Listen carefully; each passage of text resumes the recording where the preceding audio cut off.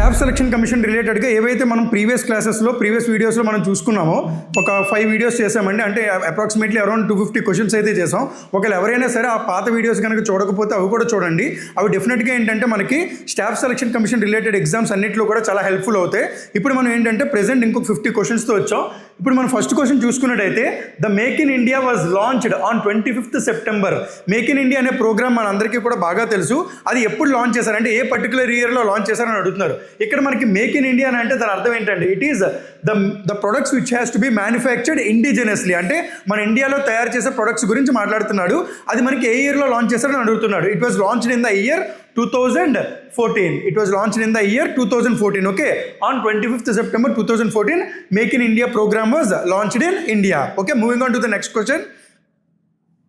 Here the next question is dealing with when was the smart cities mission launched by the government of India. మన ఇండియాలోని smart cities అనే project కూడా launch చేశారు. ఇందులో ఈ smart cities అంటే ఏంటి అని అంటే ఇండియాలోని infrastructure development has to be developed in these particular smart cities. అంటే దాని అర్థం ఏంటంటే ఇండియాలోని మనకి 100 సిటీస్ అనేవి సెలెక్ట్ చేశారండి. ఈ సిటీస్ ఏవైతే ఉన్నాయో ఇందులో ఏంటంటే కంప్లీట్గా infrastructure development like underground electricity, Jal Jeevan మిషన్లోని underground water pipeline, ఇలాంటి డెవలప్మెంట్స్ అన్నీ కూడా ఈ స్మార్ట్ సిటీస్లో కండక్ట్ చేయడానికి కంప్లీట్గా మనకి ఏంటంటే టోటల్గా 100 సిటీస్ సెలెక్ట్ చేశారు. ఇది ఏ పర్టికులర్ ఇయర్లో లాంచ్ చేశారని అంటే it was launched in the year 2015 and it was inaugurated by our prime minister Narendra Modi. Okay, next question చూసుకుంటే moving on to the next question. Match the industrial plant with its location. ఏవైతే మన ఇండియాలో industrial plants ఉన్నాయో వాటి locations రిలేటెడ్గా ఇచ్చారు. ఫస్ట్ది ఏంటి, బాల్కో అని ఇచ్చాడు. Second one IISCO, third one is NFL, fourth one is ICF. ఇక్కడ బాల్కో అంటే ఫుల్ ఫామ్ ఏంటంటే భారత్ అల్యూమినియం కంపెనీ. ఓకే, ఈ పర్టికులర్ భారత్ అల్యూమినియం కంపెనీ అనేది ఎక్కడున్నది అని అంటే it is present at Korba. Okay, in the same way IISCO అనే దానికి ఫుల్ ఫామ్ ఏంటంటే Indian iron and steel company. Okay, it is present. ఇది Indian iron and steel company అని ఏదైతే ఉన్నదో ఇది ఏంటి అని అంటే it was taken over by SAIL. Steel authority of India limited అనేది టేక్ ఓవర్ చేసుకున్నారు. ఇక్కడ ఈ సెయిల్ అంటే ఈ ఇస్కో అనేది ఏదైతే ఉందో it is present in బర్న్పూర్.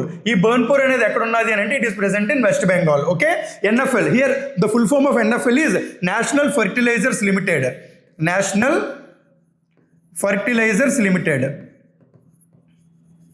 Okay, this particular National fertilisers Limited is present in Bathinda అనేది ఏ ఊర్లో ఉన్నదండి, it is present in Punjab. Okay, next ICF అంటే ఏంటంటే ఇంటిగ్రల్ కోచ్ ఫ్యాక్టరీ.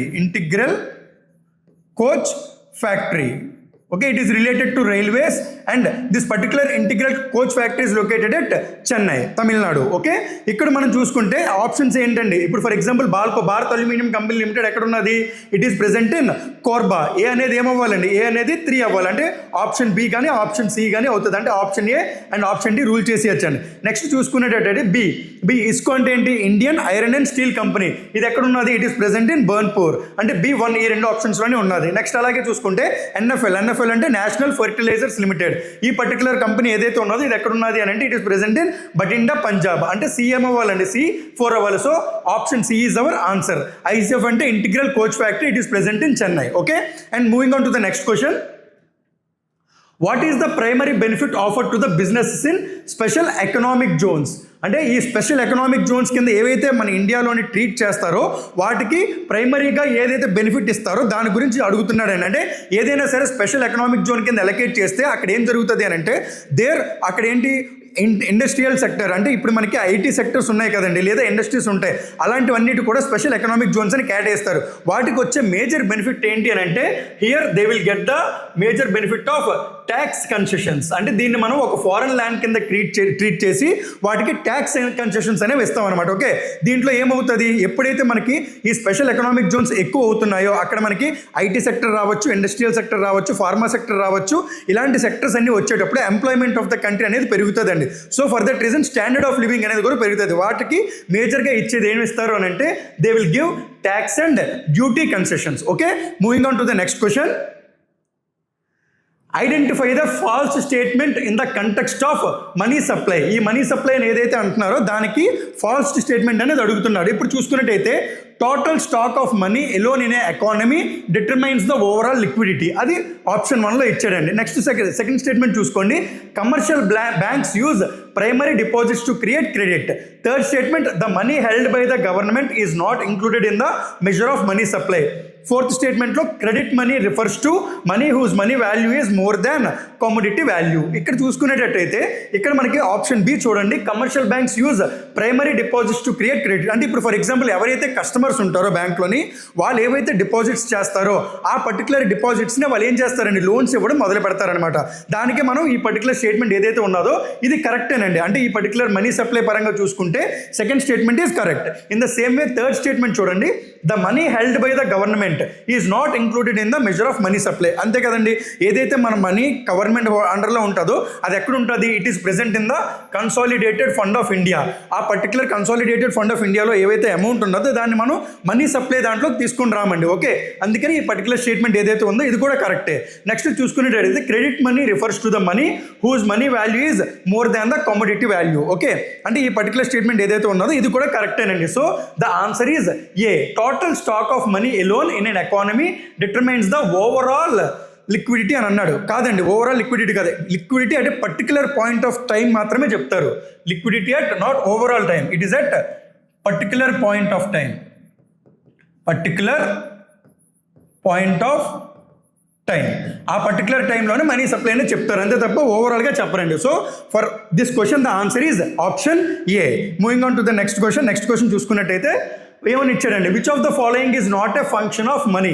మనీ యొక్క ఫంక్షన్ ఏది కాదు అని అడుగుతున్నాడు. ఇక్కడ మనకి చూడండి, barter system, store of value, unit of account and medium of exchange. ఇప్పుడు మనం చూసుకుంటే what is the function of money, ఏదైతే మనం ఎక్స్చేంజ్ చేస్తున్నామో అది అవుతుందండి. Next unit of account, unit of అకౌంట్లో కూడా అది ఉంటుంది. అలాగే స్టోర్ ఆఫ్ ద వాల్యూ, అంటే ఇప్పుడు మనం ఏవైతే డిపాజిట్స్ అవి వేసి స్టోర్ చేసుకుంటామో అది కూడా ఫంక్షనింగ్ ఆఫ్ ద మనీ కింద రావచ్చు. ఇక్కడ మనకి ఏదైతే సిస్టమ్ ఉన్నదో బార్టర్ సిస్టమ్, ఇదేంటి మనకి గుడ్ ఓల్డెన్ డేస్లో వాడేవారండి barter system. It is acting as the, అంటే ఇప్పుడు మనం ఏవైతే వస్తువులు మన దగ్గర పెట్టుకొని ఇంకొక పర్సన్కి దాని రిలేటెడ్గా ఇంకొకటి ఏదైనా ఇస్తే, అంటే ఇంతకుముందు ఏంటంటే ఆవులు కానీ గొర్రెలు కానీ అలాంటివన్నీ కూడా ఒక దగ్గర పెట్టుకొని వాళ్ళకి రిలేటెడ్గా ఫుడ్ ఐటమ్స్ కనుక సప్లై చేస్తే దాన్ని మనం బార్టర్ సిస్టమ్ అంటారు. అంటే ఇదేంటి, it is not a functioning of the money. So here the answer is barter system. Okay, next question చూద్దాం. నెక్స్ట్ క్వశ్చన్లో, in India all loans that are below dash are considered as micro loans. ఏ లోన్స్ని మనం micro loans అని అంటామని అడుగుతున్నాడండి. అంటే amount గురించి మాట్లాడుతున్నాడు. ఎంత రూపీస్ ఆఫ్ అమౌంట్ కనుక ఇస్తే, అంటే ఎంత రూపీస్ ఆఫ్ అమౌంట్ కనుక ఇస్తే ఆ పర్టికులర్ లోన్ని మైక్రో లోన్ అని అడుగుతాం అని చెప్తామని అంటున్నాడండి. ఇక్కడ ఏంటి అని అంటే ఏ లోన్ అయినా సరే which is less than 1 lakh, ఒకవేళ 1 lakh కన్నా తక్కువ కనుక ఇచ్చినట్టయితే దాన్ని మనం ఏమని అంటాం, it is considered as the micro loan. Okay, ఇప్పుడు మనకి జనరల్గా ఇండియాలో లోన్స్ ఎవరిస్తారండి, loans will be given by the banks. ఇక్కడ బ్యాంక్స్ అనేటప్పుడు ఏంటి, ఆల్ కైండ్స్ ఆఫ్ బ్యాంక్స్ వస్తాయి. అంటే scheduled banks, commercial banks, private sector banks, public sector banks, అలాగే రీజనల్ రూరల్ బ్యాంక్స్, ఇలాంటివన్నీ వస్తాయండి.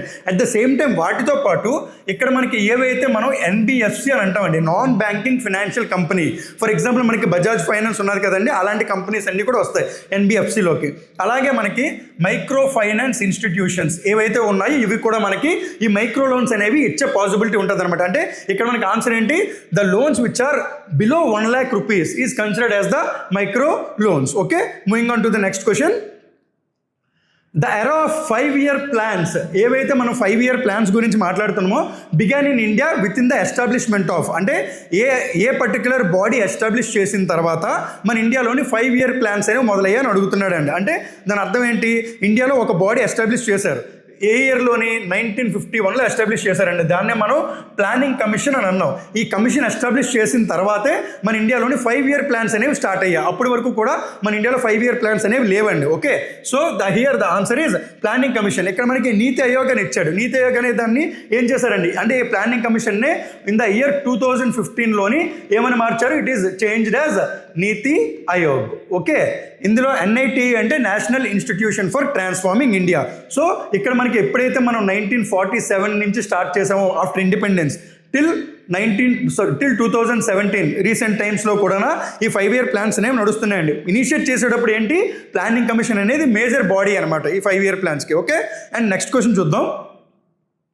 నెక్స్ట్ క్వశ్చన్ చూసుకున్నట్టయితే when was the direct tax code bill was introduced in the parliament of India. ఈ direct tax code bill ఏదైతే ఉన్నదో ఇది దేనికి ఆల్టర్నేటివ్గా దింపుదాం అనుకున్నారని అంటే it was the alternative of income tax. అంటే ఇన్కమ్ ట్యాక్స్కి ఏదైతే ఉన్నదో ఇప్పుడు మనకి వాల్యూ యాడెడ్ ట్యాక్స్ సర్వీస్ ట్యాక్స్కి మార్చి ఏమని చెప్తున్నామండి, గూడ్స్ అండ్ సర్వీసెస్ ట్యాక్స్. అది ఇప్పుడు మనకి 2017లో ఇంప్లిమెంట్ చేశారు. సేమ్ అలాగే ఈ ఇన్కమ్ ట్యాక్స్కి ఆల్టర్నేటివ్గా ఏంటంటే డైరెక్ట్ ట్యాక్స్ కోడ్ బిల్ అనేది ఇంట్రడ్యూస్ చేశారండి పార్లమెంట్లో. అది ఏ ఇయర్లో ఇంట్రడ్యూస్ చేశారంటే it was introduced in the year 2010లో ఇంట్రడ్యూస్ చేశారు. Okay, and moving on to the next question. Which of the following articles was amended in the constitution at the 5th Amendment Act 1955? అంటే మనకి ఎప్పుడైతే 5th Amendment Act 5th constitutional amendment act ఏదైతే ఉన్నదో ఏ ఇయర్లో చేశారండి, it was held in the year 1955. ఇది ఏ article రిలేటెడ్గా చేశారో అడుగుతున్నాడు. ఇక్కడ మనకు ఆప్షన్స్లో చూసుకుంటే ఆర్టికల్ 4 అని ఇచ్చాడు, ఆర్టికల్ 3 అని ఇచ్చాడు, ఆర్టికల్ 34 ఇచ్చాడు, ఆర్టికల్ 17 ఇచ్చాడు. ఈ 5th కాన్స్టిట్యూషనల్ అమెండ్మెంట్ యాక్ట్ ఏదైతే ఉందో it is relating to the article 3 of the Indian constitution. యాక్చువల్గా మనకి article 3 of the Indian constitution ఏం చెప్తుందండి, అక్వైరింగ్ ఆఫ్ ద స్టేట్స్. అంటే ఇక్కడ మనకి ఏవైతే స్టేట్స్ ఉన్నాయో ఆ స్టేట్స్ మనం ఎక్వైర్ చేసుకుంటామండి. Okay, formation of the states గురించి మాట్లాడుతుంది. ఆర్టికల్ 3 ఏం మాట్లాడుతుంది, it talks about the formation of states. అంటే ఇండియాలోని జనరల్గా మనకి 1956 November 1 ప్రకారం 14 స్టేట్స్ అండ్ 6 యూనియన్ టెరిటరీస్ ఉన్నాయండి.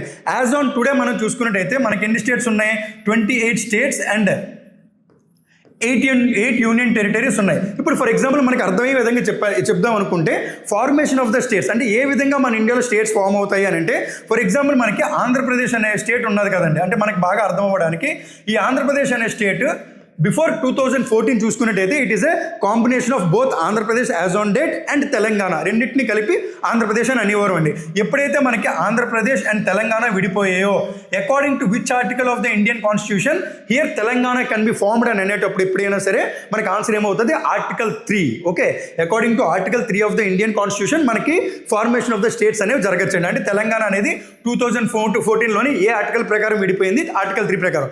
ఇక్కడ ఈ 5th కాన్స్టిట్యూషన్ అమెండ్మెంట్ యాక్ట్ 1955 ఏం చెప్తుంది అని అంటే ఎప్పుడైనా సరే ఒక స్టేట్ ఫామ్ అవ్వాలి అని అంటే ఒక 2 పాయింట్స్ ఉంటాయండి. ఒకటి, ప్రెసిడెంట్ ఆఫ్ ఇండియా ఎవరైతే ఉన్నారో హీ హ్యాస్ టు రికమెండ్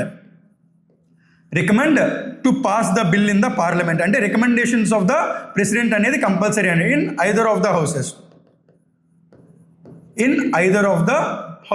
అంటే ఎప్పుడైనా ఇండియాలో స్టేట్స్ కనుక కొత్తగా ఫామ్ అవ్వాలి అని అంటే ఈ 5th కాన్స్టిట్యూషన్ అమెండ్మెంట్ యాక్ట్ ప్రకారం ఏం జరుగుతుంది అని అంటే ప్రెసిడెంట్ ఆఫ్ ఇండియా ఎవరైతే ఉన్నారో he has to recommend that bill to either of the houses to pass the bill in the parliament. Okay, ఆయన రికమెండేషన్ కనుక లేకపోతే ఆ బిల్ అనేది చల్లదండి. ఓకే, నెక్స్ట్ ఇంకొక రికమెండేషన్ ఏంటంటే ప్రెసిడెంట్ ఆఫ్ ఇండియా ఎవరైతే ఉన్నారో హీ హ్యాస్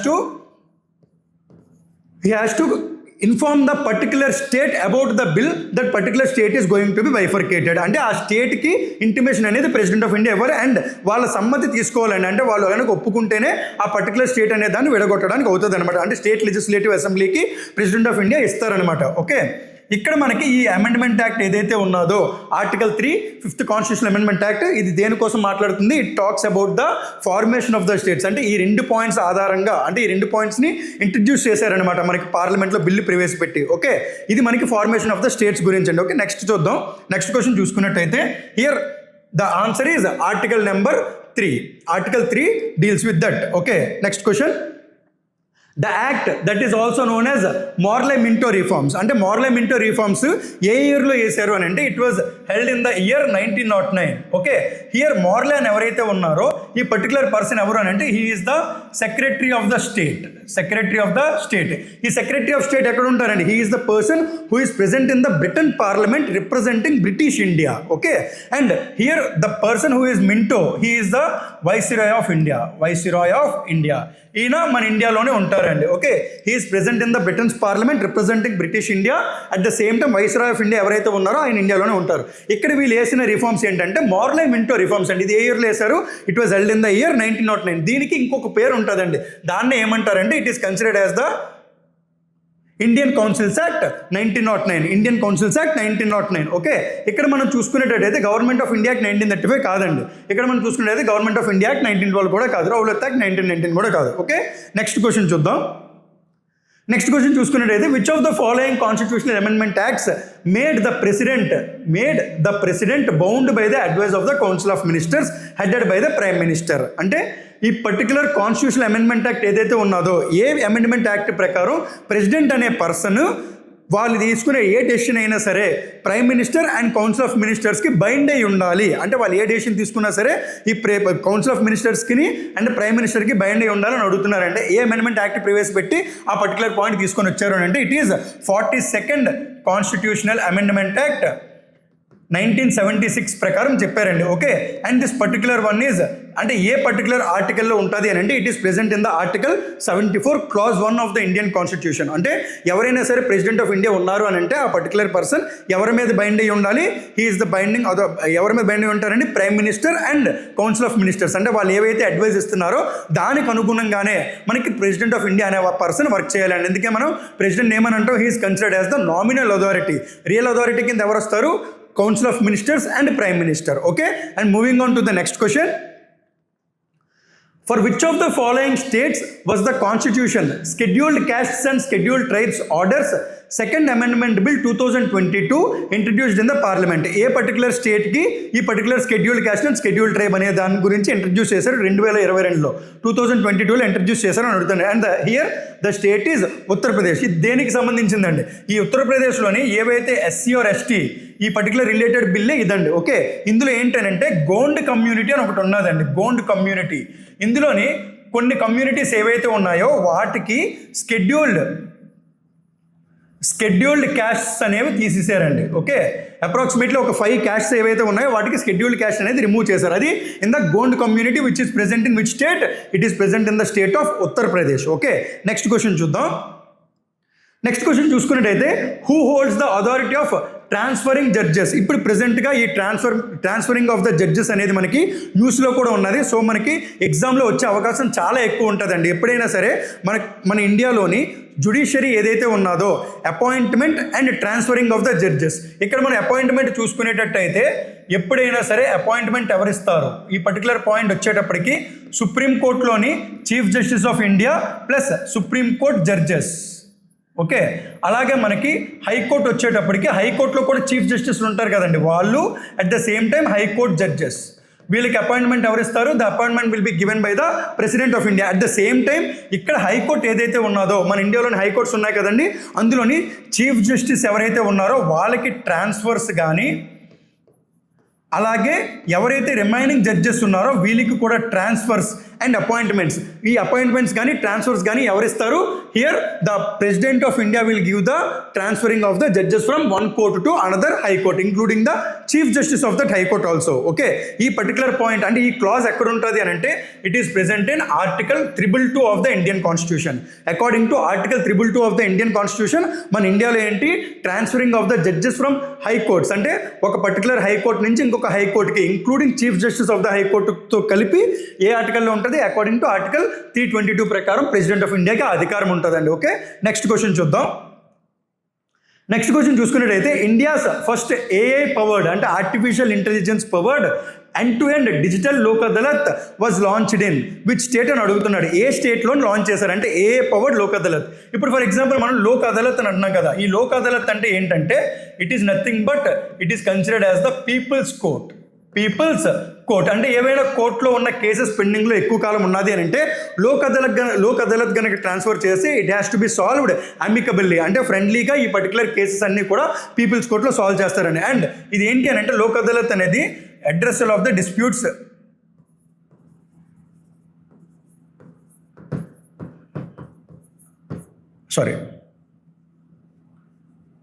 ఇది ఏంటి అని అంటే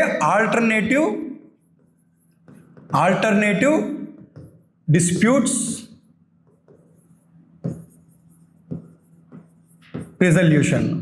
Lok Adalat is considered as alternative disputes resolution అంటే ఈ పర్టికులర్ లోక్ అదాలత్లోని కొన్ని కేసెస్ అనేవి సాల్వ్ చేస్తారనమాట. And it is also considered as one of the fast track courts అని కూడా చెప్పొచ్చండి. అది ఫస్ట్ మనకి ఏ పవర్డ్ది ఎక్కడ స్టార్ట్ చేశారంటే it was started in Rajasthan, జైపూర్లో స్టార్ట్ చేశారండి. It was started in Jaipur. Okay, ఈ పర్టికులర్ ఈ లోక్ అదాలత్ ఏఎఫ్ అవార్డ్ ఏదైతే ఉందో జుపిటైస్ జస్టిస్ టెక్నాలజీస్ అనే కంపెనీ వాళ్ళు తీసుకొని వచ్చారండి. ఓకే, నెక్స్ట్ క్వశ్చన్ చూద్దాం. నెక్స్ట్ క్వశ్చన్ చూసుకున్నట్టయితే the fundamental rights sub committee of the constituent assembly was headed by. అంటే ఇందులో మనకి ఇంటర్నల్గా ఇంకో క్వశ్చన్ ఉంటుందండి. ఏంటంటే ఇక్కడ మనకి advisory committee on fundamental rights, minorities, scheduled areas and excluded areas ఇదంతటికీ కూడా ఈ పర్టికులర్ కమిటీ అంతటికీ కూడా హెడ్ ఎవరండి? ఈ పర్టికులర్ కమిటీ అంతటికీ కూడా హెడ్ సర్దార్ వల్లభాయ్ పటేల్. ఓకే, ఇందులో ఇంటర్నల్గా సబ్ కమిటీస్లో ఏమున్నాయి? ఒకటి ఫండమెంటల్ రైట్స్, రెండోది మైనారిటీస్, థర్డ్ది షెడ్యూల్డ్ ఏరియాస్, ఇంకొకటి ఎక్స్క్లూడెడ్ ఏరియాస్. ఈ పర్టికులర్ కమిటీస్కి సబ్ కమిటీస్ అని అంటాం. వాటికి ఒక్కొక్క కమిటీకి ఇండివిజువల్గా ఇంకా హెడ్స్ ఉన్నారండి. ఇందులో మనం అడుగుతున్న క్వశ్చన్ ఏం అడుగుతున్నాడు? ఫండమెంటల్ రైట్స్ ఏదైతే ఉన్నదో దానికి ఆ సబ్ కమిటీకి హెడ్ కింద ఎవరు ఉంటారు అని అడిగారండి. ఓకే, ఇందులో చూసుకునేటట్టయితే here the answer is JB Kripalani is the head of the fundamental rights sub కమిటీకి. In the same way minorities ఏదైతే ఉందో ఈ పర్టికులర్ దానికి హెడ్ ఎవరు అని అంటే హెచ్సి ముఖర్జీ అండి. HC Mukherjee. In the same way one it is coming to the scheduled areas and tribal areas, దీనికి హెడ్ కింద ఉన్నది ఎవరు అని అంటే Gopinath Bardoloi. Okay, he is the head of this particular scheduled areas and tribal areas. Next అలాగే excluded areas చూసామనుకోండి, ఈ particular excluded ఏరియాస్కి head కింద ఉన్నది ఎవరు అని అంటే ఏవి టక్కర్. Okay, these are the people who are the heads of the subcommittees which is present in this. Okay, next moving on to the next question.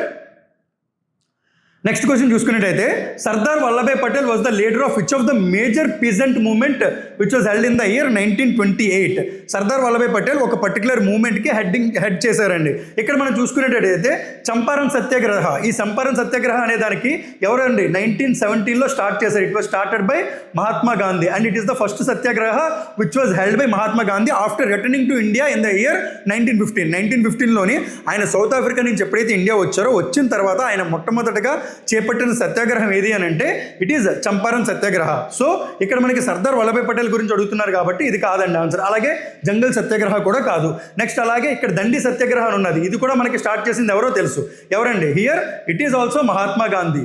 ఈ దండి మార్చ్ ఏదైతే ఉన్నదో it was the continuation of the civil disobedience movement which was started in the year 1930. So here 1928 అని అంటున్నాడు Bardoli Satyagraha and which was started by Sardar Vallabhbhai Patel. It is Bardoli Satyagraha. Okay, and ఈ బర్డోలి సత్యాగ్రహ అనేది ఏదైతే ఉన్నదో it is started by Sardar Vallabhbhai Patel. దేనికోసం start చేశారంటే ఎవరైతే farmers are peasants వీళ్ళు ఉన్నారో వీళ్ళ మీద ట్యాక్స్ అనేది విధించారండి. Increase of 22% tax on farmers. So for that reason this Bardoli Satyagraha was started by mister Sardar Vallabhbhai Patel. Okay, and moving on to the next question. Next question చూసుకున్నట్టయితే Samata Sainik Dal was formed in 1927 by whom among the following personalities. ఈ Samata Sainik Dal and Bahishkrit Bharat అంటే last క్లాసెస్లో కూడా మనం మాట్లాడుకున్నాం బహిష్కరిత్ భారత్ అని. అలాగే temple entry movement ఇలాంటివన్నీ కూడా స్టార్ట్ చేసిన పర్సన్ ఎవరు అని అంటే బిఆర్ అంబేద్కర్. సమతా సైనిక్ దల్. ఓకే, ఇలాంటి పర్టికులర్గా Samata Sainik Dal, Bahishkrit Bharat and temple entry movements వీటి రిలేటెడ్గా ఎవరైనా క్వశ్చన్ వచ్చింది అని అంటే here the answer is BR Ambedkar. Okay, and next question match the following ఇచ్చారు లిస్ట్ 1 అండ్ లిస్ట్ 2. ఇక్కడ చూసుకునేటట్టయితే లిస్ట్ 1లో చూడండి Vande Mataram, Jana Gana Mana and Ae Mere Watan Ke Logon. Okay, list 2లోని ఆ పర్టికులర్ దానికి ఆథర్ ఎవరు అడుగుతున్నారు? ప్రదీప్, బంకిం చంద్ర చట్టోపాధ్యాయ, రవీంద్రనాథ్ ఠాగూర్. ఇక్కడ మనకి ఈజీగా చెప్పొచ్చండి Vande Mataram was written by Bankim Chandra Chattopadhyay, Jana Gana Mana Rabindranath Tagore, Ae Mere Watan is Kavi Pradeep. Okay, here the answer is A is 2. So this particular D is the answer. ఇక్కడ మనకి వందే మాత్రం ఏదైతే ఉందో here Bankim Chandra Chattopadhyay, but it was first sung by ఎవరు అంటే బంకిం చంద్ర చటర్జీ అనే పర్సన్ ఆ పర్టికులర్ వందే మాత్రం అనే దాన్ని రైటింగ్ చేశారండి. అది ఫస్ట్ పాడింది ఎవరు అని అంటే here the first person who sang the song was Vande Mataram was Rabindranath Tagore. Okay, ఈ రవీంద్రనాథ్ ఠాగూర్ అనే పర్సన్ మనకి ఫస్ట్ సింగ్ చేశారండి. ఎప్పుడు అని అంటే in the year 1896 at Indian national Congress session which was held at Calcutta. అంటే కలకత్తా సెషన్లోని ఫస్ట్ టైం వందే మాతరం అనే సాంగ్ని రవీంద్రనాథ్ ఠాగూర్ 1896లో పాడారండి. ఓకే, నెక్స్ట్ అలాగే ఈ రవీంద్రనాథ్ ఠాగూర్ అనే పర్సన్ రాసింది జనగణమన. అంటే దీని యొక్క ఇంపార్టెన్స్ ఏంటంటే it is considered as our national anthem which was adopted in which year? It was adopted in the year Jana Gana Mana అనేది ఎప్పుడండి మనకి 1947లో అడాప్ట్ చేసుకున్నాం మనం. ఓకే, 1950లో అడాప్ట్ చేసుకున్నామండి. అట్ ద సేమ్ టైం ఈ జనగణమన ఏదైతే ఉందో what is the approximate run time of Jana Gana Mana అని అడిగాడండి ఎగ్జామ్లో. It is approximately 52 seconds. Okay, అది మర్చిపోకండి. నెక్స్ట్ మనం క్వశ్చన్ చూసుకునేటట్టయితే who among the following Vijayanagara kings defeated the sultan of Bijapur in 1520 అని అన్నాడండి. Here the answer is Krishnadevaraya.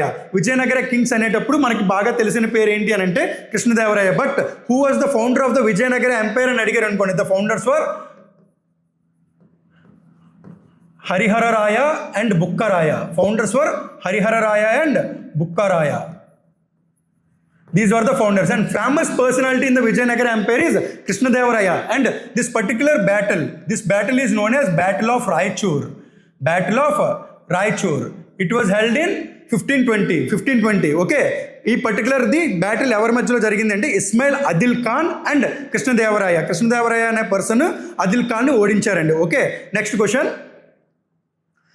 Which Mughal emperor built the city called Maqsudabad, later popularly known as Murshidabad? అంటే ఏ particular Mughal emperor ఈ particular Maksudabad అనే దాన్ని built చేశారని అడుగుతాను. And here the answer is Akbar built this Maksudabad. దీనికి ఉన్న ఎక్కువ ఇంపార్టెన్స్ ఏంటి అని అంటే Murshid Quli Khan. This particular person is the nawab. He is the nawab. Okay, ఈ నవాబ్ ముర్షిద్ కులీ ఖాన్ ఎవరైతే ఉన్నారో ఈ పర్టికులర్ పర్సన్ ఏం చేశారని అంటే ఈ పర్టికులర్ ముర్షిద్ కులీ ఖాన్ ఎవరైతే ఉన్నారో ఆయన క్యాపిటల్ ఢాకాలో ఉండేదండి. Capital is at Dhaka.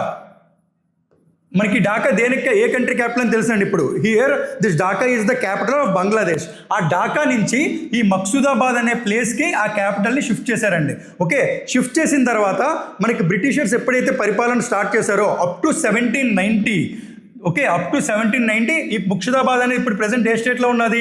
It is present in West Bengal. Up to 1790 Britishers also made it as the capital Murshidabad. So for that reason this particular place is very very important. ఆ particular ప్లేస్ని built చేసింది ఎవరు? It was built by our famous ruler Akbar. Okay, moving on to the next question. Who authored Akbarnama అంటే it is the biography of Akbar.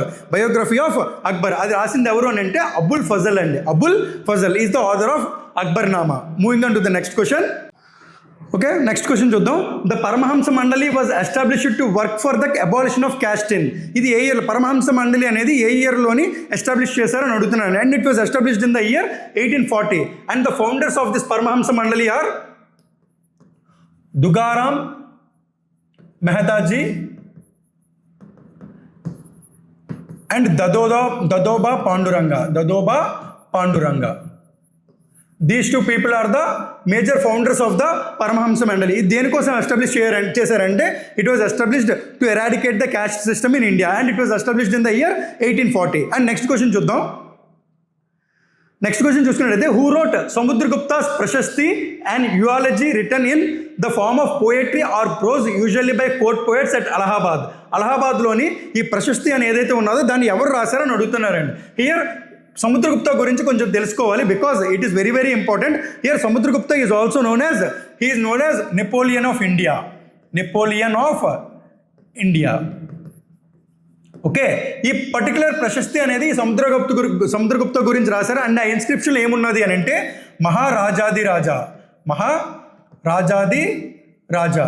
It was there in that ప్రశస్తి. Okay, and ఈ particular ఏదైతే ఉన్నదో ఈ ప్రశస్తి అనే దాన్ని రాసిన పర్సన్ ఎవరు అని అంటే here he is the famous court poet of Samudragupta and he is none other than Harisena అనే పర్సన్ రాశారండి. ఇక్కడ మనం చూసుకున్నట్టయితే ఈ అమరసింహ ఎవరైతే ఉన్నారో ఇతను అండ్ కాళిదాస వీళ్ళిద్దరూ కూడా ఏంటి అని అంటే these are the court poets of Chandragupta two. ఈ చంద్రగుప్త టూ అనే పర్సన్ ఎవరైతే ఉన్నారో he is the son of Samudragupta and his title is Vikramaditya. Okay, ఇక్కడ మనకి అమరసింహ ఎవరైతే ఉన్నారో ఈయన రాసినది ఏంటి అని అంటే అమరకోశ కోశ. ప్రశస్తి అనేది రాసిన person Harisena. Amarakosha is written by Amarasimha. And Kalidasa person ఎవరైతే ఉన్నారో ఈయన ఫేమస్ పోయిట్, మనందరికీ బాగా తెలుసు. ఆయన 3 వర్క్స్ అనేవి చాలా చాలా ఇంపార్టెంట్. ఒకటి మాళవికాగ్నిమిత్రం,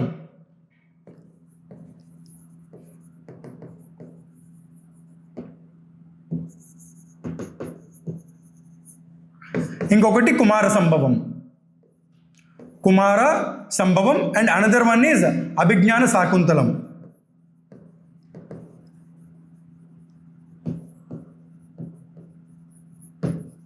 And these 2 persons are the court poets of which king? He is Chandragupta too. And Harisena is the court poet of Samudragupta and he is the person who wrote Prashasti. Okay? And moving on to the next question.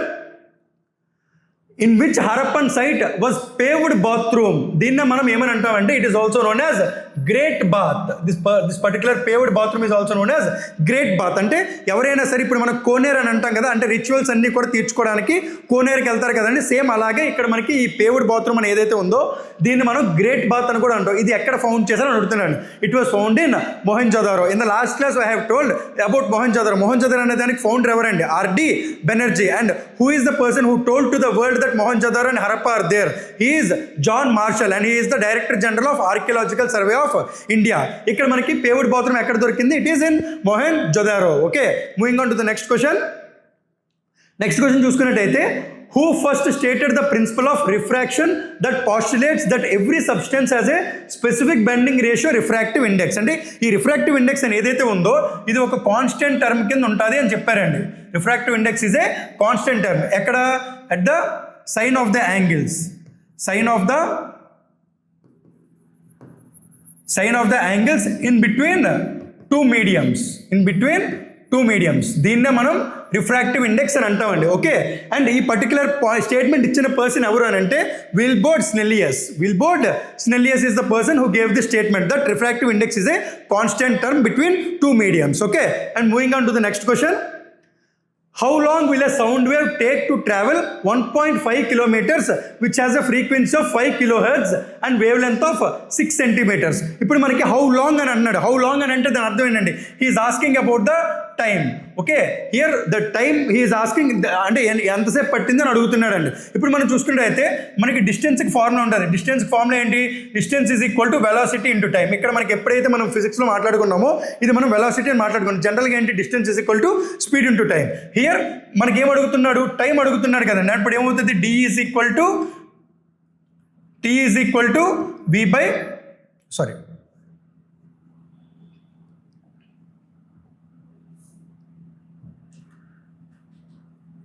T is equal to distance by velocity. Here we know that velocity is n lambda.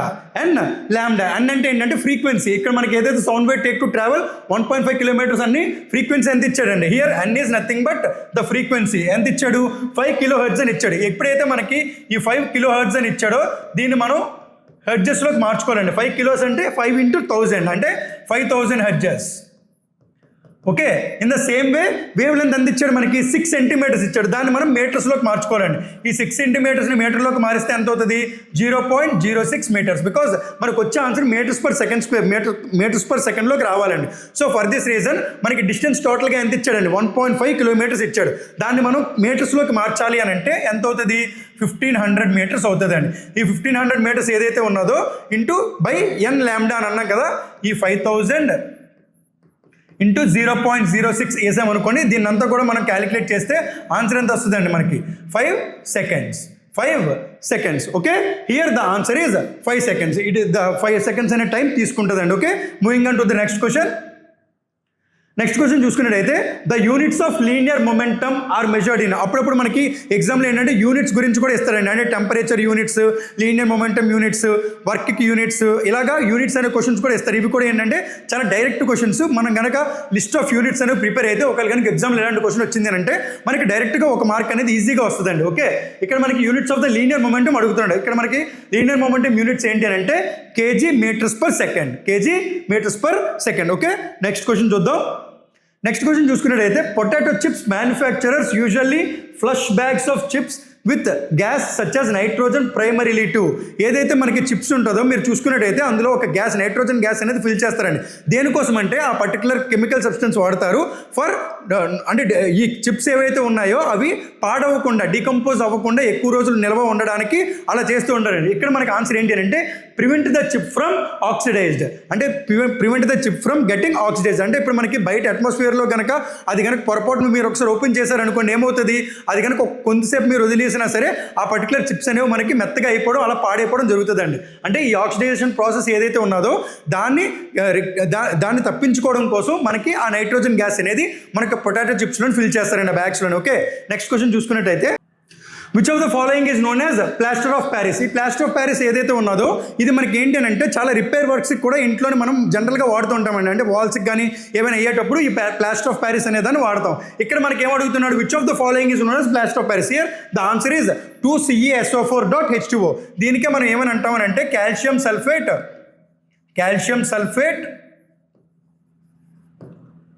And hemihydrate, calcium sulphate and hemihydrate. Okay, ఇది మనకి ఏంటంటే scientific name, chemical formula అయితే 2CeSO4.H2O అండి. Okay, next question Palladium on barium sulfate PD/BaSO4 is also known as. అంటే ఈ particular palladium on barium sulfate ఏదైతే ఉన్నదో దీన్ని మనం ఏమని అంటామంటే it is used as the catalyst. దీన్నే మనం రోజన్ముండ్ catalyst అని కూడా అంటాం. ఇది దేనికి వాడతామంటే for the reduction of acyl chlorides into aldehydes. Acyl chlorides into aldehydes, దీన్ని మనం హైడ్రోజనేషన్ ప్రాసెస్ అని కూడా అంటాం. ఓకే, ఈ పర్టికులర్ దాన్ని మనం క్యాటలిస్ట్ కింద వాడతాం, palladium on barium sulphate. Okay, next question చూసుకుంటే it is and the answer is Rosenmund catalyst. Dash is a specialist in treating cancer and providing medical care to cancer patients. అంటే ఇప్పుడు మనం studies అంటాం కదా, ఆ studies చూసుకునేటప్పుడు cancer related study ఏది అని అంటే here the doctors who are used to who is a specialist in treating cancers. అంటే క్యాన్సర్ రిలేటెడ్గా ఏదైనా ట్రీట్మెంట్ కనుక జరిగితే ఆ పర్టికులర్ పర్సన్ ఏమని అంటామంటే ఈజ్ ఆంకాలజిస్ట్ అని పిలుస్తామండి. Okay, and study of cancer cells is known as oncology. Okay, next question చూస్తాం. Who published Systemae Naturae in 1735 classifying the three kingdoms nature and outlining the sexual system for the classification of plants. అంటే ఇక్కడ ఒక person మనకి ఈ Systemae Naturae అనేది 1735లో మనకి తీసుకొని వచ్చారండి. ఆ పర్సన్నే మనం ఫాదర్ ఆఫ్ టాక్సానమీ అని కూడా అంటాం. He is also considered as the father of taxonomy. Okay, and ఈ త్రీ కింగ్డమ్స్ ఏవైతే చెప్తున్నారో అది మనకి ఏంటి అని అంటే ఒకటి యానిమల్ కింగ్డమ్ అండ్ ఇంకొకటి plant kingdom and another one is mineral kingdom. Okay, ఈ త్రీ క్లాసిఫికేషన్స్ చేశారు. ఆ పర్టికులర్ పర్సన్ ఎవరు అంటే కార్లస్ లిన్నేయస్ అండి. Carolus Linnaeus is the person who bifurcated this three kingdoms. Okay, మనకి animal kingdom, plant kingdom and ఈ particular mineral Kingdom ఏదైతే ఉందో దీన్ని చెప్పారు. And he is also known as the father of taxonomy. మనకి ఎగ్జామ్లో who is considered as the father of taxonomy ఇస్తే దానికి కూడా సేమ్ ఆన్సర్ కార్లస్ లిన్నేయస్. ఇక్కడ మనకి జెనరిక్ నేమ్, సైంటిఫిక్ నేమ్ ఇలా మార్చారు కదండి, స్పీషీస్ నేమ్, జెనరిక్ నేమ్ అని. అంటే మన హ్యూమన్ బీయింగ్స్ ఎవరైతే ఉన్నారో వాళ్ళకి సైంటిఫిక్ నేమ్ ఏంటంటే హోమోసెపియన్స్. అవన్నీ కూడా చెప్పిన పర్సన్ ఎవరు అని అంటే ఒక మనిషిని యానిమల్ అనేది చెప్పిన పర్సన్ కార్లస్ లిన్నేయస్ అనండి. ఓకే, నెక్స్ట్ క్వశ్చన్ చూద్దాం. What is the common name of Paranthemum hysterophorus? The common name of Paranthemum hysterophorus. ఈ Paranthemum hysterophorus ఏదైతే ఉందో ఇట్ ఈస్ ప్రెసెంట్ ఇన్, ఇది ఏ కంట్రీస్ నేటివ్ ప్లాంట్ అంటే it is present in north America and Mexico. Okay, దీన్ని మనకి scientific name ఇచ్చారు. మనకి కామన్గా ఏమని పిలుస్తారో అడుగుతున్నారండి. It is carrot grass. Okay, next question. What is the primary goal of the International Comparison Programme? International Comparison Programme ఏదైతే ఉందో దానికి ప్రైమరీ గోల్ ఏంటో అడుగుతున్నాడు. Led by United Nations Statistics Division. ఈ పర్టికులర్ ఆర్గనైజేషన్ ఏదైతే ఉందో ఈ ఆర్గనైజేషన్ మనకి ఎక్కడ ఉన్నది? It is present in New York. Headquarters of the United Nations Statistics Division is present in New York. అంటే ఇందులోని టోటల్గా ఉన్న మెంబర్షిప్ కంట్రీస్ ఏంటంటే total number of membership countries are 24 in this particular organization United Nations Statistics Division. Okay, and ఈ particular organization దేనికోసం ఉన్నది అని అంటే to calculate purchasing power parities and price level indices. Next option, to collect data on international trade, third option is to implement statistical officers globally. Fourth option is to produce unemployment estimates globally. ఈ particular international comparison ఏదైతే ఉన్నదో ICP, ఈ ICP programme అనే దాన్ని ఎవరు conduct చేస్తారంటే it was conducted by the World Bank. World Bank అనే organization ఈ ఐసీపీ అనే దాన్ని కండక్ట్ చేస్తుంది. దేనికోసం అంటే it is comparing the purchasing power parities. It is conducted for purchasing power parities of different countries. Purchasing power parities of different countries అంటే global economies ఏవైతే ఉన్నాయో వాటి రిలేటెడ్గా జీడిపిస్ ఉంటాయి కదా, ఈ జీడిపిస్ రిలేటెడ్గా అండ్ ప్రైస్ లెవెల్స్ దీని రిలేటెడ్గా ఈ పర్టికులర్ ఆర్గనైజేషన్ అనేది కండక్ట్ చేస్తుంది. ఇది టోటల్గా ఎన్ని కంట్రీస్ని కంపేర్ చేస్తుంది అని అంటే it compares around totally 199 countries. ఈ కంపెనీ అనేది దేని అండర్లో వర్క్ చేస్తుంది? It works under World Bank. Okay, and it is led by the United Nations Statistics Division. So for this the answer is it is used to calculate purchasing power parities and price level indices. Okay, moving on to the next question. Next question చూసుకున్నట్టయితే Buddh international circuit is located at. ఏదైతే మనం ఇండియాలోని Buddh international circuit ఉన్నదో అది ఎక్కడ ఉన్నదో అని అడుగుతున్నాడు. ఈ బుద్ధ్ ఇంటర్నేషనల్ సర్క్యూట్ ఏదైతే ఉందో ఇది ఎక్కడ ఉన్నది అని అంటే నోయిడా. నోయిడా అంటే ఫుల్ ఫామ్ ఏంటంటే Noida is present in Uttar Pradesh. Okay, నోయిడాకి ఒక ఫుల్ ఫామ్ ఉంటుంది. నోయిడా అంటే New Okhla Industrial Development Authority. ఇక్కడ మనకి బుద్ధ్ ఇంటర్నేషనల్ సర్క్యూట్ ఏదైతే ఉందో దీన్ని రిలేటెడ్గా కొంత తెలుసుకోవాలండి. ఎందుకంటే it is one of it's kind. ఇండియాలో మనకి క్రికెట్ స్టేడియంస్ అన్నీ కూడా బాగా ఫేమస్గా ఉంటాయి. బట్ ఈ బుద్ధ్ ఇంటర్నేషనల్ సర్క్యూట్ ఏదైతే ఉందో ఇది ఓన్లీ ఒక్క సర్క్యూటే ఉన్నదండి. దేనికోసం అంటే it is for the formula 1 grand prix. Formula 1 grand prix. Okay, ఇందులో ఇంకా ఏ ఈవెంట్స్ అవుతాయి అంటే ఫార్ములా 1 గ్రాండ్ ప్రీ అవుతుంది, అలాగే మోటో గ్రాండ్ ప్రీ కూడా అవుతుంది, అలాగే మనకి షార్ట్ సర్క్యూట్స్ కూడా అవుతాయి. షార్ట్ సర్క్యూట్ గ్రాండ్ ప్రీస్ కూడా అవుతాయి. ఓకే, ఈ పర్టికులర్ ఈవెంట్స్ అన్నీ కూడా ఈ బుద్ధ్ ఇంటర్నేషనల్ సర్క్యూట్లో జరుగుతుంది. And this particular circuit is design by one of the famous German architect. Okay, ఒక జర్మన్ ఆర్కిటెక్ట్ ఉంటారండి. అంటే ఆ సర్క్యూట్ డిజైన్ చేసిన పర్సన్ ఎవరు అని అంటే German architect Hermon Tilke. He is a German architect who designed this particular international circuit. ఇక్కడ మనకి F1 గ్రాండ్ ప్రీ ఏదైతే ఉన్నదో ఇది టోటల్గా ఏంటంటే 16 టర్న్స్ ఉంటాయండి. అంటే ఎన్ని రౌండ్స్ వేయాలి? 16 టర్న్స్. అదే మనకి మోటో గ్రాండ్ ప్రీ అయితే టోటల్గా 13 టర్న్స్ ఉంటాయి. అలాగే షార్ట్ సర్క్యూట్ అయితే మనకి టోటల్గా 6 టర్న్స్ ఉంటాయండి. దీనికి అప్రాక్సిమేట్గా 3.1 కిలోమీటర్స్ వస్తుంది. దీనికి అప్రాక్సిమేట్గా 5.010 కిలోమీటర్స్ వస్తుంది. అండ్ F1 గ్రాండ్ ప్రీకి అయితే అప్రాక్సిమేట్గా 5.125 కిలోమీటర్స్. అంటే ఈ పర్టికులర్ క్వశ్చన్స్ కూడా మనకి ఎగ్జామ్లో అడిగే అవకాశం ఉంటుంది. ఈ బుద్ధ్ ఇంటర్నేషనల్ సర్క్యూట్ అనేది మనకి నోయిడాలో ఉన్నది. దేనికోసం అంటే for formula 1 grand prix. Okay, next question చూడండి. Which of the following is the highest award for dance in India? మన ఇండియాలోని డ్యాన్స్ రిలేటెడ్గా ఇచ్చే హైయెస్ట్ అవార్డు అడుగుతున్నాడండి. అది ఏ ఆర్గనైజేషన్ ఇస్తుంది అని అంటే it is given by Sangeet Natak academy award. Okay, and this particular award is initiated in the year 1953. ఈ particular award ఏదైతే ఉందో మనకి టోటల్గా ఆర్ట్ ఫామ్స్ ఉంటాయి కదండి, డ్యాన్స్ మ్యూజిక్ రిలేటెడ్గా ఇచ్చే అవార్డ్స్ అన్నీ కూడా ఈ పర్టికులర్ సంగీత్ నాటక్ అకాడమీ అనే ఆర్గనైజేషన్ ఇస్తుందండి. Okay, it is the highest award given for the field of dance. Okay, next question. And ఈ డ్యాన్స్ ఎన్ని స్టైల్స్లో ఇస్తారని అంటే టోటల్గా మనకి 8 స్టైల్స్ ఆఫ్ డ్యాన్స్కి ఈ పర్టికులర్ అవార్డ్ అనేది ప్రెజెంట్ చేస్తారండి. నెక్స్ట్ క్వశ్చన్ చూసుకున్నట్టయితే Arvind Parekh a Padma Bhushan award plays which of the following musical instruments? ఈ అరవింద్ పారేఖ్ అనే పర్సన్ ఏ మ్యూజికల్ ఇన్స్ట్రుమెంట్ వాడడం వల్ల అండ్ ప్లే చేయడం వల్ల ఆయనకి పద్మభూషణ్ అవార్డు అనేది ఇచ్చారండి. ఇట్ ఈజ్ సితార్ అనే ఇన్స్ట్రుమెంట్ వాడతారండి. అండ్ నెక్స్ట్ క్వశ్చన్ చూసుకున్నట్టయితే the dash method is commonly used to verify integrity of data. Integrity of data అనే దానికి ఏ పర్టికులర్ మెథడ్ వాడతాం? ఇది కంప్యూటర్ రిలేటెడ్ ఉన్న question. Here for this particular question the answer is hashing. ఈ hashing అని ఏదైతే ఉన్నదో మనకి అది మనకి integrity and security of the data గురించి వాడేదండి. ఓకే, నెక్స్ట్ క్వశ్చన్ చూసుకున్నట్టయితే what is the size of each ASCII character in bits? ASCII అంటే ఫుల్ ఫామ్ ఏంటండి? American Standard Code for Information interchange. ఇందులో మనకి ఎన్ని బిట్స్లో స్టోర్ చేస్తారని అడుగుతున్నారు. హియర్ ఒక బైట్ కింద స్టోర్ చేస్తారండి. ఒక బైట్ అంటే ఎన్ని బిట్స్ అండి? It is nothing but 8 bits. 1 byte is equal to 8 bits. యాక్చువల్గా మీది స్టోర్ చేసేది ఏంటి అని అంటే 7 బిట్స్లోనే ఉంటుంది. బట్ స్టోర్ చేసేటప్పుడు ఏంటంటే ఆ పర్టికులర్ దానికి డేటా అనుగుణంగా తీసుకోవడం కోసం ఒక బైట్ కింద స్టోర్ చేస్తుంది అండి. అంటే మనకి టోటల్గా 8 బిట్స్ కింద స్టోర్ చేస్తుంది. అది మనకి ASCII అని ఉన్నది కదండి, American Standard Code for Information Interchange, దాని పరంగా చూసుకుంటామండి. ఓకే, నెక్స్ట్ క్వశ్చన్ చూద్దాం. Which among the following is the author of the book the Buddha and his Dhamma? Buddha and Dhamma అనే దానికి ఆథర్ ఎవరో అడుగుతున్నారండి. Which was appeared in 1957 after the death of this author. ఈ particular క్వశ్చన్కి ఆన్సర్ ఏంటి అంటే బిఆర్ అంబేద్కర్ అండి. Because he is the person who followed Buddhism. Okay, Buddha and Dhamma అనే దాని గురించి అడుగుతున్నారండి. BR Ambedkar is the author and after his death ఈ పర్టికులర్ బుక్ అనేది రిలీజ్ చేశారండి. నెక్స్ట్ క్వశ్చన్ చూద్దాం. Which of the following cattle fairs is held in the state of Himachal Pradesh? ఇది కొంచెం ఇంపార్టెంట్ అండి. హిమాచల్ ప్రదేశ్లోని ఏ క్యాటిల్ ఫేర్ అనేది జరుపుకుంటారని అడుగుతున్నారు. Here the answer is Nalwari fair cattles. Nalwari fair cattle. ఈ particular Nalwari fair cattle festival ఏదైతే ఉన్నదో it was first started by W Goldstein.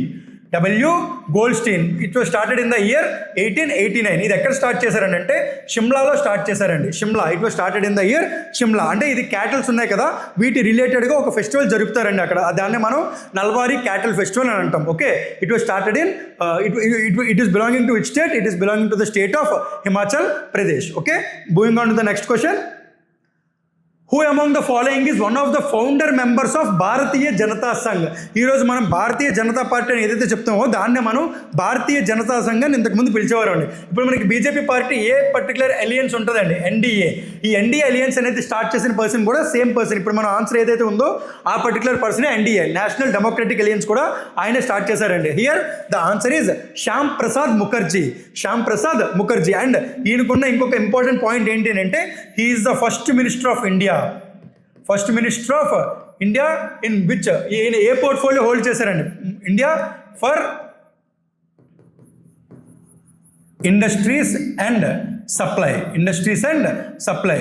దీన్నే మనం ఇవాళ ఏమని అంటున్నాం? కామర్స్ అండ్ ఇండస్ట్రీ అని అంటున్నాం. దీన్నే మనం ఇవాళ కామర్స్ అండ్ ఇండస్ట్రీ మినిస్ట్రీ అని పిలుస్తున్నాం. For this the first ministry is Shyam Prasad Mukherjee and is the founder of Bharatiya Jana Sangh. ఈయన 1951-52 ఎలక్షన్స్ జరిగేటప్పుడు ఈ పర్టికులర్ పార్టీ తరపున పోటీ చేస్తే మొత్తం ఎన్ని సీట్స్ వచ్చాయంటే 3 సీట్స్ వచ్చాయండి. 3 సీట్స్ వచ్చిన తర్వాత ఈయన ఎన్డీఏ అనేది ఎస్టాబ్లిష్ చేసి అపోజిషన్ రోల్ అనేది ఇమ్మని చెప్పి అడిగారండి. But it was rejected by the then parliament. అప్పుడు లోక్సభ స్పీకర్ ఎవరైతే ఉన్నారో G V Mavalankar, he rejected the proposal. Okay, ఈ ఎన్డీఏ అనే దానికి ఫుల్ ఫామ్ ఏంటి? National democratic alliance. Okay, next question. Which of the following days is national integration day?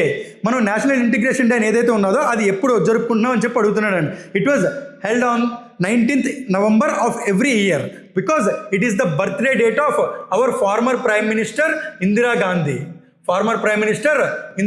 She is the first women prime minister of India. ఆవిడ birthday రోజు నాడు మనం national integration day అని జరుపుకుంటామండి. Okay, and she is also considered as the iron lady of India and she is also the first women to get Bharat Ratna also. Bharat Ratna వచ్చిన first women Indira Gandhi. First prime minister of India Indira Gandhi, women prime minister of India Indira Gandhi and she is also considered as iron lady of India. Okay, moving on to the next question. As per the 2001 census, what is the specific age for a person to be called literate? అంటే ఇప్పుడు మనం literacy rate అని చెప్తాం కదండి. మన సెన్సస్లో ఒక word ఉంటుంది, ఏంటది? Literacy rate.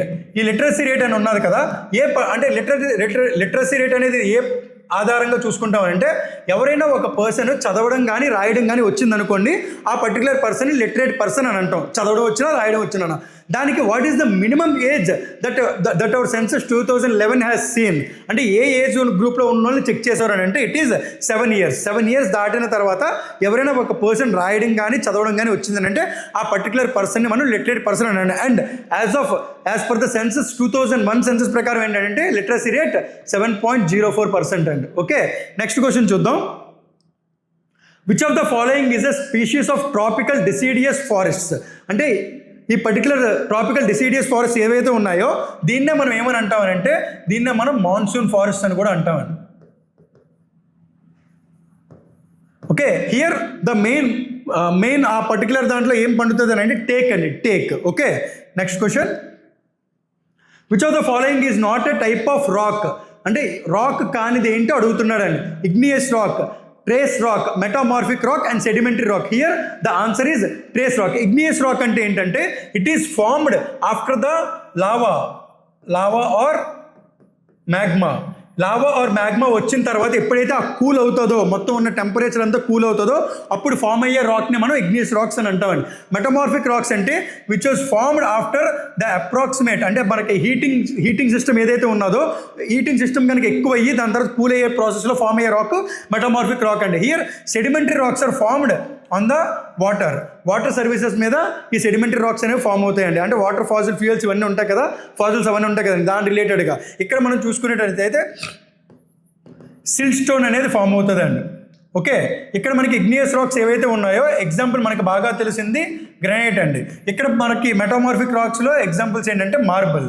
Okay, here trace rocks అనేవి ఏంటంటే it is not a type of rock. Okay, next question. In which month is the Intertropical Convergence Zone ITCZ located around 20 degrees north and 25 degrees north latitude over the Gangetic Plain? ఏ మంత్స్లోని ఈ ఇంటర్ట్రాపికల్ convergence zone ఈ particular లాటిట్యూడ్లోని జరుగుతుంది అని అడుగుతున్నాను. ఏ మంత్లో జరుగుతుంది అంటే it is in the month of July. అప్పుడే మనకి ఏంటంటే మాన్సూన్ సీజన్ స్టార్ట్ అవుతుంది కదండి జూన్లోని. ఆ చేంజ్ ఓవర్నే మనకి ఏంటి అని అంటే జూలై మంత్లోని ఈ ITCZ అనేది జరుగుతుందండి. 20 degrees north and 25 degrees north. It is moving around the northern hemisphere, అంటే నార్త్లోకి మూవ్ అవుతుందండి ITCZ అనేది ఓవర్ ద గ్యాంజెటిక్ ప్లేన్. ఇది మూవ్ అయ్యే పాసిబిలిటీస్ ఏవేవి ఉంటాయంటే, ఒకటి నార్త్ సైడ్కి, ఇంకొకటి సౌత్ సైడ్కి కూడా మూవ్ అయ్యే పాసిబిలిటీ ఉంటుందండి. ఈ ఇంటర్ట్రాపికల్ కన్వర్జెన్స్ జోన్ ఏదైతే ఉందో అది it can move from north to south and south to north. ఇలా మారే ప్రాసెస్ ఏ మంత్లో జరుగుతుంది? It is in the month of July. Okay, and next question. Match the following ఇచ్చాడండి. అంటే ఇక్కడ మనకి ఏమి ఇచ్చాడు? స్టేట్ ఇచ్చాడు, హిల్స్ ఇచ్చాడు. స్టేట్స్లోని కేరళ, మేఘాలయ, మిజోరాం అని ఇచ్చాడు. హిల్స్లో Anamalai hills, Garo hills and Lushai hills. ఇవన్నీ కూడా ఆప్షన్స్ చూద్దామండి. కేరళలోని అనామలై హిల్స్, ఇది కరెక్టేనండి. ఎందుకంటే ఈ అనామలై హిల్స్ అనేవి కేరళలో ఉన్నది, అలాగే తమిళనాడు ఆనుకొని కూడా ఉంటాయండి Annamalai hills. Okay, in the same వే మేఘాలయకి రిలేటెడ్గా గ్యారో హిల్స్ అని వచ్చాడు. ఇది కూడా కరెక్టేనండి. ఇది ఏంటంటే గ్యారో హిల్స్ అని ఉంటాయి. దీనికే మనకి గ్యారో అండ్ కాశీ రేంజ్ అని అంటాం. Garo and Kashi range hills. Same అలాగే మిజోరాంలో లుషై హిల్స్. ఈ లుషై హిల్స్ యాజ్ ఆన్ డేట్, ఇప్పుడు మనం ప్రెసెంట్ ఈ లుషై హిల్స్ ఏవైతే ఉన్నాయో వీటినే మనం మిజో హిల్స్ అని కూడా పిలుస్తాం. Mizo hills. So here the answer is 1, 2 and 3. Okay, as it is ఇలా పెట్టించుకోవచ్చు అండి, 1, 2 and 3. Next question. How many countries share their land borders with India? మన ఇండియాతోని ఎన్ని కంట్రీస్ ల్యాండ్ బార్డర్స్ అనేవి షేర్ చేసుకుంటే అని అడుగుతున్నాడు. Here the answer is 7. ఆ 7 countries ఏంటి? Pakistan, Afghanistan, China, Nepal, Bhutan, Bangladesh and Myanmar. Okay, in this the largest land border అది ఏ particular కంట్రీతో ఉన్నది అని అంటే it is Bangladesh, which is around 4097.2 kilometers. 4097.2 kilometers, that is with Bangladesh. అది లార్జెస్ట్ ల్యాండ్ షేరింగ్ బార్డర్. అదే షార్టెస్ట్ అంటే తక్కువ డిస్టెన్స్ ఉన్నది ఏది అని అంటే it is Afghanistan. It is around 106 kilometers. It is around 106 kilometers. టోటల్గా మనకి 7 కంట్రీస్తో మనకి ల్యాండ్ షేరింగ్ అనేది జరుగుతుందండి. Okay, next question. And last question of the day. What is the other name for Bardoli Chheerha? Bardoli చీరా అనే దానికి అదర్ నేమ్ ఏంటి అని అడుగుతున్నాడు. It is nor'westers is the other name for Bardoli Chheerha. ఈ పర్టికులర్ బర్డోలి చీరా ఏదైతే ఉన్నదో దీన్ని మనం ఎక్కడ పిలుస్తామంటే ఇలాగా అస్సాంలో పిలుస్తామండి. అస్సాంలోని బర్డోలి చీరా. ఇవేంటో కాదండి, these are the local winds. దీనికి ఉన్న ఇంకొక పేరు ఏంటి అని అంటే నార్వెస్టర్స్ అని పిలుస్తారండి. ఓకే, దీన్నే మనం బెంగాల్లో ఏమని పిలుస్తామనంటే in Bengal it is considered as call Baisakhi. Okay, అంటే it is starting the month of, అంటే వైశాఖ మాసం స్టార్ట్ అయ్యేటప్పుడు ఈ పర్టికులర్ విండ్ ఫ్లో అనేది ఉంటుందండి. అందుకే దీన్ని మనకి బెంగాల్లో కాల్ బైసాఖి అని పిలుస్తారు. సేమ్ అదే దాన్ని బర్డోలి చేరా అని అస్సాంలో పిలుస్తారండి. ఓకే, దీనికి ఇంకొక నేము నార్వెస్టర్స్. సో ఇవాళ మన క్లాస్ ఏదైతే ఉన్నదో టోటల్గా మనం 50 క్వశ్చన్స్ అయితే చూసామండి. ఇవన్నీ కూడా మనకి స్టాఫ్ సెలక్షన్ కమిషన్ రిలేటెడ్గా మనకి ప్రీవియస్ ఇయర్స్లో వచ్చిన క్వశ్చన్స్. ఎవరైనా సరే ఈ పర్టికులర్ క్వశ్చన్స్ అన్ని కనుక చూస్తే మీ అందరికి కూడా చాలా హెల్ప్ అవుతుందండి. ఓకే, ఎవరు ప్రిపేర్ అవుతున్నా సరే ఎగ్జామ్కి జనరల్ అవేర్నెస్ రిలేటెడ్గా మీరు ఎక్కువ ఎఫర్ట్స్ పెట్టకుండా ఈ పర్టికులర్ క్వశ్చన్స్ అన్ని కనుక చూస్తే మీ అందరికీ కూడా హెల్ప్ అయ్యే అవకాశం ఉంటుందండి. ఎందుకంటే మీరు వింటున్న ప్రాసెస్లో ఏమవుతుంది అని అంటే వినేటప్పుడు మీకు బాగా గుర్తునే అవకాశం ఎక్కువ ఉంటుందండి. ఓకే, సో ఈ పర్టికులర్ వీడియో ఏదైతే ఉందో మీ అందరికీ కూడా హెల్ప్ అవుతుందని కోరుకుంటున్నామండి. Thank you.